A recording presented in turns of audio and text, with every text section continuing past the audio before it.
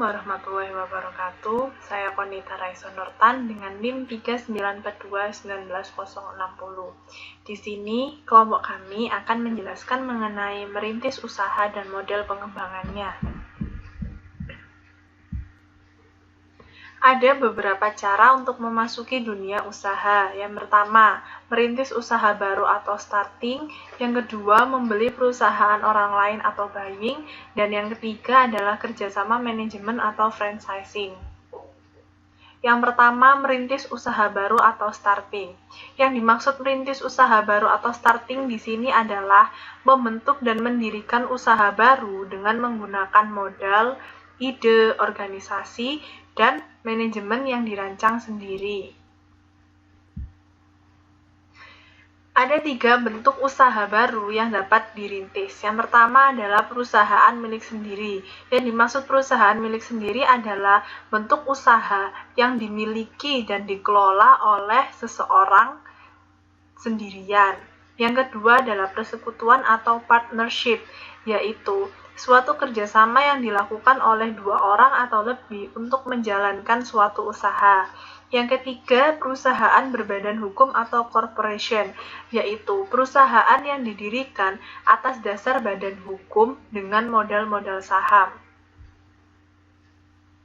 2 pendekatan dasar pendirian usaha. Yang pertama, pendekatan berdasarkan pengalaman atau inside out.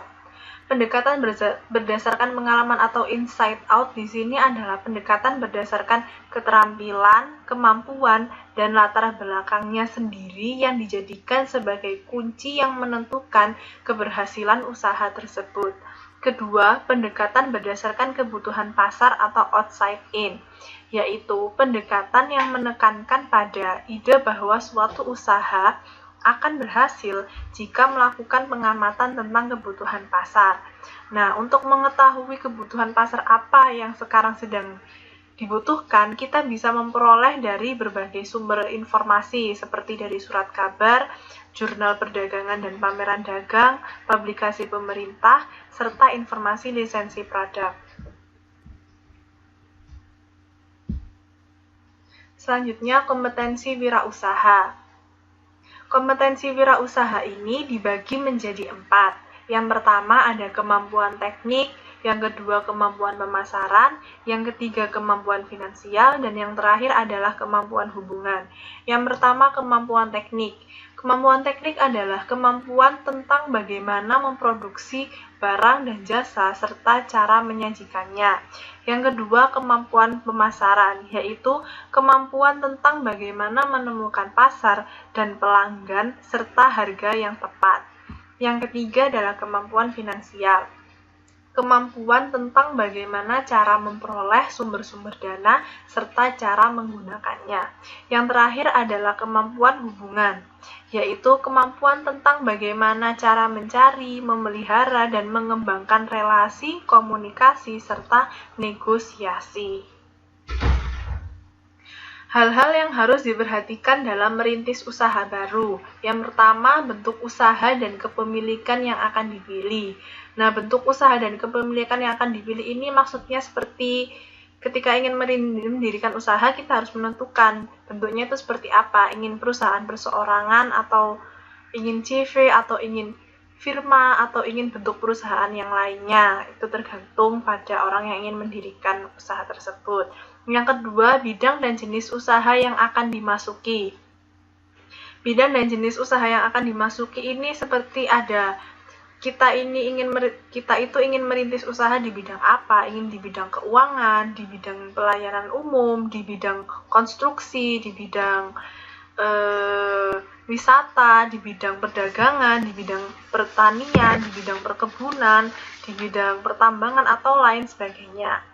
Yang ketiga adalah jaminan usaha yang mungkin diperoleh. Dalam hal ini, yang memperoleh jaminan usaha itu adalah penemuan-penemuan identitas dan nama perusahaan, serta keorisinilan produk-produk yang dihasilkan oleh perusahaan tersebut, seperti paten, merek dagang, atau hak cipta. Lingkungan usaha yang akan berpengaruh. Lingkungan usaha, maksudnya itu lingkungan usaha kan bisa menjadi pendorong maupun penghambat jalannya usaha.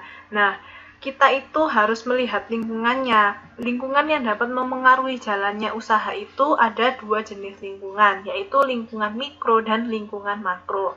Lingkungan mikro adalah lingkungan yang ada kaitannya langsung dengan operasional perusahaan, seperti pemasok, karyawan atau pekerja, pemegang saham, distributor, direksi, manajer, serta konsumen. Yang kedua, lingkungan makro. Lingkungan makro adalah lingkungan di luar perusahaan yang dapat mempengaruhi daya hidup perusahaan secara keseluruhan, seperti lingkungan sosial, lingkungan politik, lingkungan teknologi, lingkungan ekonomi, serta gaya hidup. Yang terakhir adalah organisasi usaha yang akan digunakan. Nah, struktur organisasi usaha yang akan digunakan ini bergantung pada lingkup, cakupan, dan skala usaha yang akan dimasuki. Semakin besar lingkup, cakupan, dan skala usaha yang akan dirintis atau dimasuki, itu semakin kompleks pula organisasinya.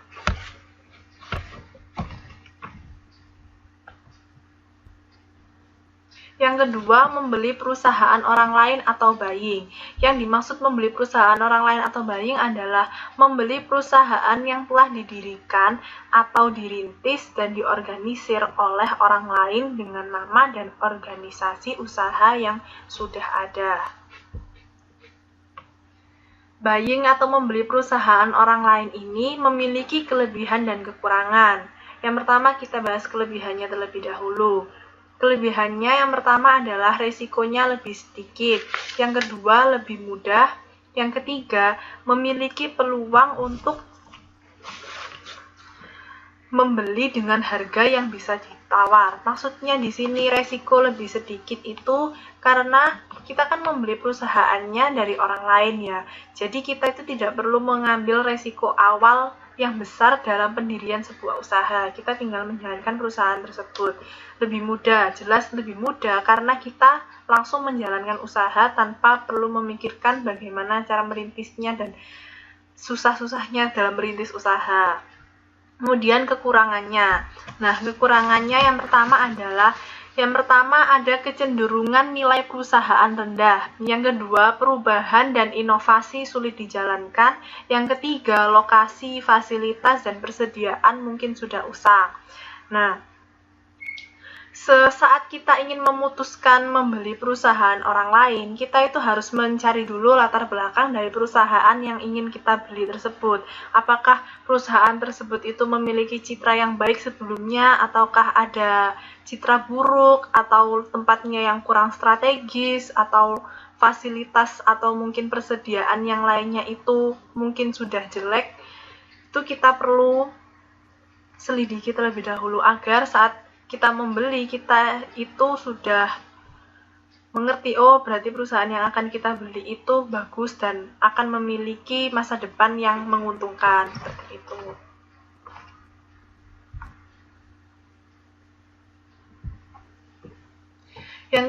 Yang selanjutnya adalah 4 penilaian dasar dalam menentukan sebuah bisnis. Yang pertama adalah penilaian berdasarkan aktiva, yang kedua penilaian berdasarkan laba, yang ketiga penilaian berdasarkan pasar, dan yang terakhir adalah penilaian berdasarkan arus kas. Yang pertama, penilaian berdasarkan aktiva ini maksudnya seperti mengukur bisnis dengan melibatkan perhitungan nilai buku aktiva, nilai pengganti aktiva, dan nilai likuidasi aktiva. Yang kedua, penilaian berdasarkan laba. Penilaian berdasarkan laba ini melihat nilai perusahaan berdasarkan laba potensial di masa mendatang.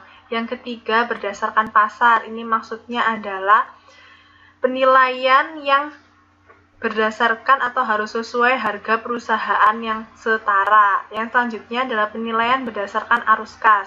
Penilaian berdasarkan arus kas atau perputaran uang ini maksudnya adalah dengan membandingkan antara harapan dan tingkat pengembalian yang dibutuhkan dari investasi. Yang selanjutnya adalah faktor non-kuantitatif dalam menilai sebuah bisnis. Ada beberapa faktor non-kuantitatif dalam menilai sebuah bisnis. Yang pertama adalah persaingan. Persaingan yang di sini itu yang dimaksud itu mencakup seberapa banyak pesaing potensial atas produk atau jasa yang selama ini menjadi andalan. Yang kedua adalah pasar.